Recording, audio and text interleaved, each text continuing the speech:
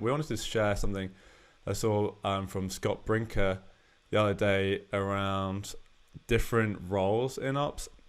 I thought it was just really, really nicely explained. So if you're listening to this, you're not going to be able to see it, but I'll try and do a good job of explaining it. So there's generally four key areas. And actually, I listened to him this morning, and there was another one, the fifth one, which is management. But so up in the top left, and they're kind of on these two axes going, north to south, you have process orientation and technology orientation. And then on the other axis, you have external orientation versus internal orientation. So where you have like people who are high process and working internally, that's your operations orchestrator. So that's like your marketing automation admin. Where you have someone facing more externally but dealing with process, that's people like building your programs and your campaigns, like your growth marketers. Then you have people externally facing but more of the technology orientation. He calls them the marketing makers. These like your engineers, your developers, those kind of people. And then you have technology orientation and internal, who he calls the modelers, and this is your analytics architects. So I love these four key areas, the kind of the architects, the orchestrators, the demand builder, and the marketing maker, because I think each one of these, even if you're a person of one, like even if you're a team of one, this really does, like if you're really going to do this properly, you would have a person for each of these things, right?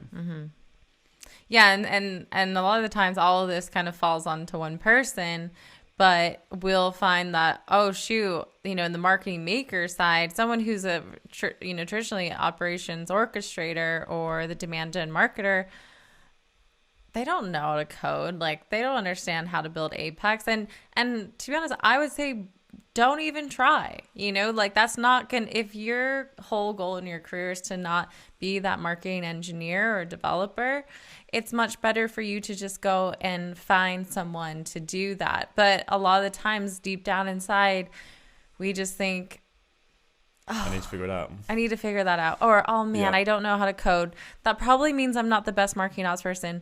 I'm not as technical as XYZ. And he talks about, how to build the best like API setup for doing whatever.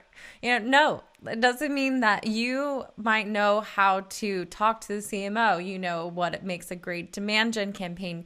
You know how to operationalize things like, chat or using intent data. That is value, and that makes you a great ops person. Just because you don't know Apex doesn't take that away from you. And that's just where the breadth of everything that we have to know has got so wide now, that if you keep looking at all of these examples of where there is an expert in that, right? Like you go around, you see, oh, this person is an expert in databases and SQL and complex analytics. I'm not. And then you start thinking bad about yourself, and then you look at someone like a developer and you're like, oh my god, they're really good at developing and working with APIs, and I'm not as good at that. But then you've got to look at what you are good at. Take away that imposter syndrome. Leverage people where you can get that insight, but understand what you're good at, what you maybe need to improve, but not kind of feel bad about it that you haven't been able to keep up with the breadth of everything in marketing operations. And that's kind of back to what we were saying before. It's around like really trying to figure out what you want to get out of this. Like if you want to be an architect, then you're going to have to start learning about APIs. If you want to be a data science person, you're going to have to learn all of that. If you want to be a Salesforce administrator, you're probably going to have to learn Process Builder and Apex. But if you want to just elevate your career in marketing operations and maybe run a team of all of those people, then you need to learn the language, you need to understand the concepts, work good enough that you can provide value within those conversations, but you don't need to be the absolute expert in each of these little niche areas. Totally. And I think that we're not saying, we want to be clear, we're not saying like this is the time where we're saying like cliche career advice, like fake it till you make it. No, we're not saying that.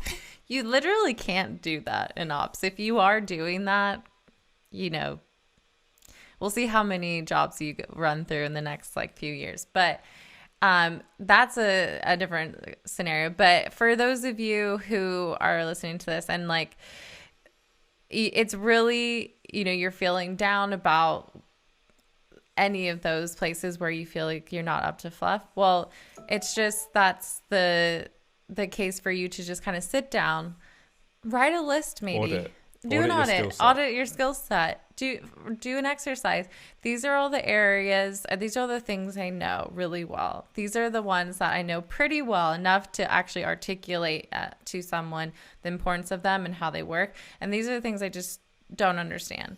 If you find that some of the things in that category you don't understand, you need to be clear. Is this something I need to learn to be successful at the role that I want? Yeah, map it to your goals. Yeah. Right? And then if it's not, but is it something that I need to kind of know about? Well, do enough of that research. Like find an expert in that. Maybe, someone that can mentor you and help you understand. Or as you're going through those projects, really, truly, someone is building something for you. Have them explain it to you. What's the importance of this? How did you build it? Even though you may not be able to go back and replicate it, just really understanding how it was built and being able to articulate will only help you in leading someone to actually go and do that one day. So you can actually say, okay, I need this process in Salesforce to do this. And I need these fields in order for that to do that. And you really will understand the downstream effects of it because someone's actually articulated that to you before. Mm-hmm. But you don't need to have the skill set to actually do it.